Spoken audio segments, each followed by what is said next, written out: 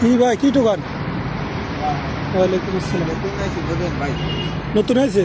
কি লাগবে? কোম্পানিতে আইসি কমুন আমি 10 টাকা আদিকে ভাত কম আমি না খাওয়াই আইসি 2 দিন ধরে ওদের জন্য বাসা বলি একটু খানা দেশের বাড়ি কই? দেশে ওই টাঙ্গাইল সত্যি? হ্যাঁ ভাই আমার লাগে মিশা কথা কইলাম না খাওয়াই লেগে আমার বাসা কই? বাসা এই সামনে সকালে খাইছেন কিছু? না 2 দিন ধরে আইসি কিছু খাই কয় মাস হচ্ছে বিদেশ আইছেন? না 2-3 দিন এরকম হয়েছে বিদেশ আইছেন তো কয়দিন হয়েছে? বিদেশে আইসি আগে ওই এয়ারপোর্টে মনে করেন 2 দিন আসলাম আর এই জায়গায় 4 দিন এসে কাম দেয় নাই? এয়ারপোর্টে কোম্পানিতে আইছেন না দালালের কাছে আইছেন? কোম্পানিতে আইসি কোম্পানি দালালের কাজ দেয় নাই? বাসা দিছেন? রুম কই? বাঙালি আমরা জানেন প্রায় একদারে কান্না কান্না করে দেখা ভাই এলন ছোট মেয়ে কাজ। 5 টাকা হারে এটা আমার ভাই, আমরা একে। আপনি থাকেন কই? আজ এদিকে আরো ফ্রেশ আছে, যাইলে পাইবেন। এদিকে ফ্রেশ আছে, কইলে দিব, সমস্যা নেই। দেখছেন সৌদি আরবের পরিস্থিতি। আমার বাংলাদেশি ভাই আমাকে ফ্রেশ, আমরা কাম নাই এনে দাঁড়াইছি।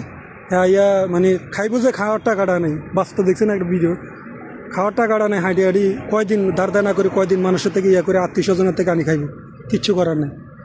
তো সৌদি আরবে যারা আইবেন একটু বুঝিও নাই, বহুত লোক ভাই কাম জানা না থাকলে যাওয়া আর কি, দালালে আইনা কোনো রকম মনে করেন যে সৌদি আরব ঢুকে দিতে পারলে হয়েছে। এবার আকামা হোক বা কাম হোক, বহুত লোক ভাই বাবা বিপদে পড়তেছে। এই হচ্ছে সৌদি আরবের পরিস্থিতি। আর যারা কাম জানা আছে এরা মোটামুটি 2-4 পয়সা কামাইতে পারতেছে, বা কাম জানা থাকলেও অনেক জায়গা দেখা গেছে লোক থাকতে হয়।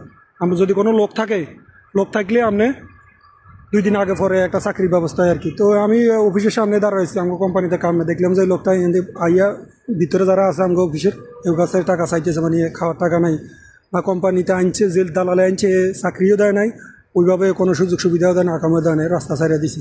কারণ গুড়ি গাড়ি কী করবো, মানুষের থেকে মানে খুঁজি বিচারি খাইতেছে।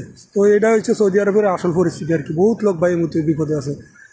অনেকে এই যে সামনে ইশারার মধ্যে বসে থাকে ঘন্টার পর ঘন্টা। আমরা তো অফিসের সামনে এনে দেখি ঘন্টার পর ঘন্টা বসে থাকে। আগে দেখা গেছে গাড়ি মানে গাড়ি কিছুক্ষণ পরে গাড়ি লোক লই দিতে যাইলে কামো যাইতে। এখন মনে করেন 2-3 ঘন্টা একটা গাড়ি থামে না।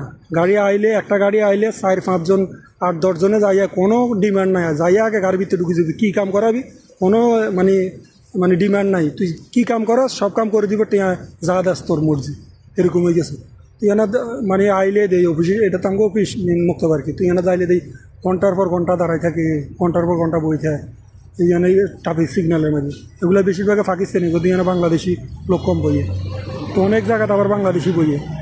তো বহুত লোক ভাই যারা কাম জানা আছে এরা বর্তমানে সৌদি আরবে 2-4 পয়সা কামাইতে পারতেছে বা ভালো সুযোগ সুবিধা আছে। যারা কাম জানা নাই এই লোকগুলো আসে বেশি বিপদ।